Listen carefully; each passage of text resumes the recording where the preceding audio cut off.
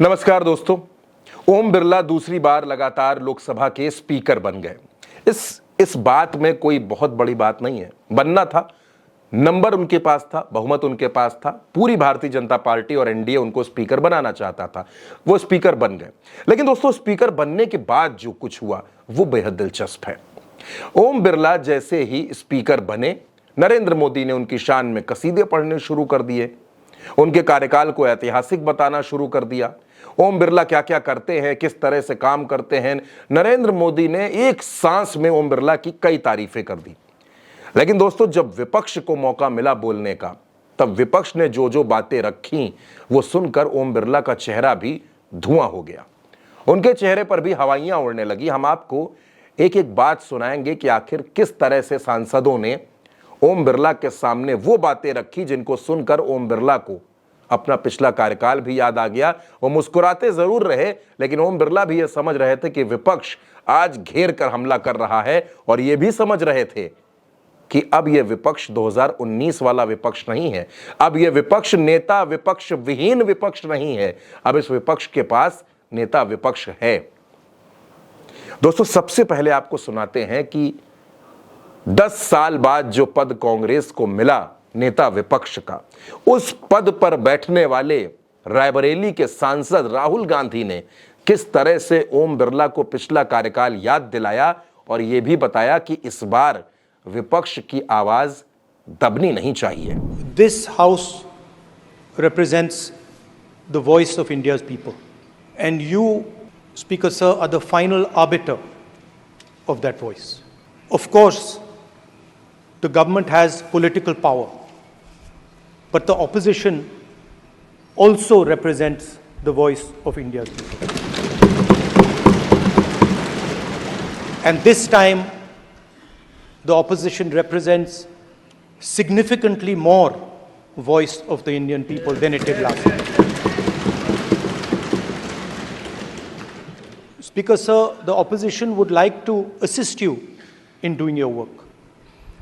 We would like the House to function often and well.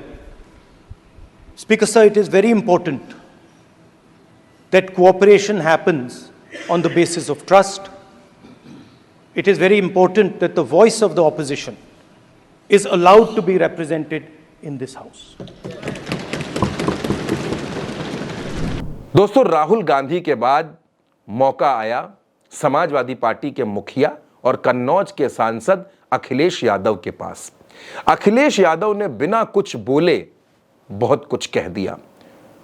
Akhilesh Yadav ने प्रतीकों के सहारे, इशारों के सहारे ओम बिरला को खूब घेरा। इशारों में यह भी बता दिया कि संसद आपके इशारे पर चले, इसका उल्टा ना हो। अखिलेश यादव ने कहा कि जिस तरह से पिछले बार सांसदों का निष्कासन हुआ, दोबारा ऐसा ना हो, जिससे लोकतंत्र की गरिमा, लोकतंत्र का सम्मान और संसद का सम्मान बना रहना चाहिए। और हम सब यही मानते हैं कि बिना भेदभाव के आगे बढ़ेगा। निष्पक्षता इस महान पद की महान जिम्मेदारी है। आप लोकतांत्रिक न्याय के मुख्य न्यायाधीश की तरह बैठे हैं। हम सबकी आपसे अपेक्षा है कि किसी भी जनप्रतिनिधि की आवाज़ दबाई न जाए और ना ही निष्कासन जैसी कार्रवाई दोबारा सदन की गरिमा को ठेस पहुंचाएं। आपके इशारे पर सदन चले, इसका उल्टा ना हो। अब दोस्तों, राहुल गांधी और अखिलेश यादव ने खुलकर बैटिंग कर दी थी।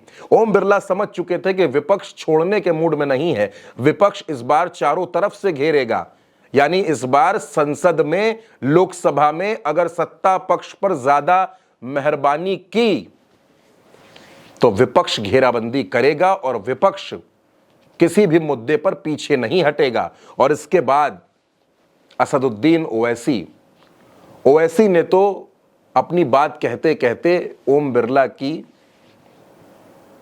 परेशानी को दूर करने वाली बात कह दी। वो बात कह दी जिससे भारतीय जनता पार्टी बचकर भाग रही है। भारतीय जनता पार्टी जो करना नहीं चाहती, ओवैसी ने कह दिया कि मैं तो ये चाहता हूं कि बीजेपी आपकी जिम्मेदारियों को थोड़ा सा कम करे और लोकसभा को एक डिप्टी स्पीकर जरूर दे दे। सर, आप इस हाउस के रिपोजिटरी है, कस्टोडियन है, मगर हकीकत यह है कि अक्सरियती जमात के पास नंबर है मगर उनके पास अक्सरियत की ताकत नहीं है। यहाँ अपोजिशन के पास अक्सरियत की आवाज़ भी है। तो इसीलिए मेरी आपसे गुजारिश है कि आप छोटी पार्टियों को मौका दीजिए और मुझे यकीन है कि आप 17वीं लोकसभा में जिस तरह शफकत का मुजाहरा मुझ पर किया, हम छोटी पार्टियों पर, मैं उस समुदाय से आता हूं जो इस ऐवान में सिर्फ 4% हैं, तो हमको आवाज़ उठाने की आवाज़ दीजिए। सर आखिर में मुझे यकीन है कि आप वहां पर बैठे हैं तो ये ऐवान एक कीमती हीरे की तरह ना सिर्फ इस मुल्क की आवाम में, दुनिया में चमकेगा और आप के बोझ को ये सरकार कम करेगी डिप्टी स्पीकर बनाकर। इतना बोझ आप पर नहीं डालना चाहिए। मैं मुबारकबाद देता हूं सर आपको, मैं मुबारकबाद देता हूं कि आप छोटी पार्टियों पर, ये ऐवान अपोजिशन और छोटी पार्टियों का भी है, हमको आप आवाज़ का मौका देंगे। इस हाउस का कैरेक्टर बदल चुका है सर, इस हाउस का कैरेक्टर बदल चुका है। अब बीजेपी स्टीम रोल नहीं कर पाएगी। हम आपसे मुबारकबाद देते हैं। शुक्रिया सर। दोस्तों, ओवैसी के भाषण के बाद पहली बार सांसद बने नगीना के सांसद चंद्रशेखर ने ओम बिरला को बधाई भी दी, शुभकामनाएं भी दी और यह बात भी कह दी कि विपक्ष को बोलने का मौका ज्यादा दिया जाए। दोस्तों, जैसे अखिलेश यादव ने कहा था कि आपका अंकुश विपक्ष पर तो रहता ही है, लेकिन हम चाहते हैं कि सत्ता पक्ष पर भी आपका अंकुश बना रहे। और चंद्रशेखर ने भी इशारों में ओम बिरला को पुराना कार्यकाल याद दिलाते हुए इस बार निष्पक्षता के साथ सदन चलाने का अनुरोध भी कर दिया। सर, हम नई पार्टी हैं और मैं अपने लोगों की आज़ाद आवाज़ हूँ सर। मैं आपसे संरक्षण की अपील करता हूँ, उम्मीद करता हूँ कि आप संरक्षण करेंगे सर। सर, मैं ये भी प्रार्थना करता हूँ कि आप लोकतंत्र के रक्षक हैं, प्रकृति आपको लोकतंत्र की रक्षा करने की जो है ताकत प्रदान करे।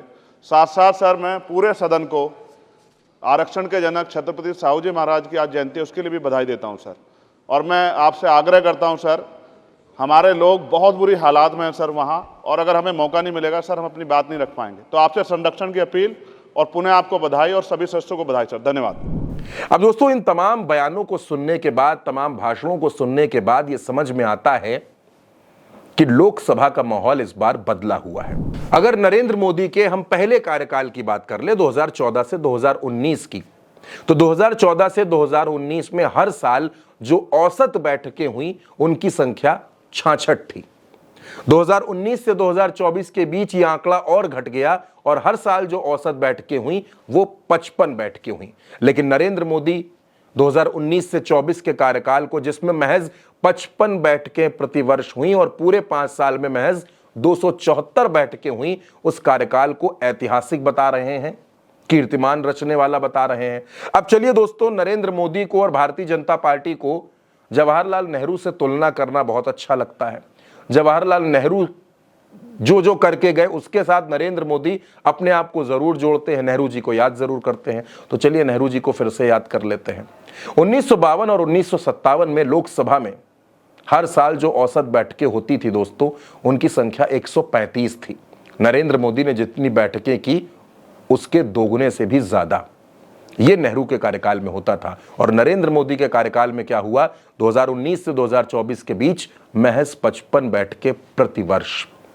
अब दोस्तों, उम्मीद है कि लोकसभा में जिस तरीके से विपक्ष ने ओम बिरला की आंखें खोलने वाले भाषण दिए हैं, ओम बिरला को यह एहसास कराया है कि आप निष्पक्षता रखें, आप दोनों पक्षों की बात सुने, सत्ता पक्ष और विपक्ष दोनों की बात सुनी जाए, तो उम्मीद है कि ओम बिरला भी सदन को निष्पक्ष तौर पर चलाएंगे।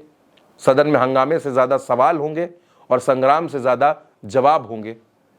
ये उम्मीद हर किसी को है, भारत के हर नागरिक को है और चुने हुए हर सांसद को भी है। फिलहाल के लिए इस वीडियो में इतना ही। यह खबर आप मेरे साथ उल्टा चश्मा यूसी पर देख रहे थे। इस बेहद संवेदनशील और महत्वपूर्ण खबर पर अगर आपकी कोई राय है तो कमेंट बॉक्स में जरूर दीजिएगा।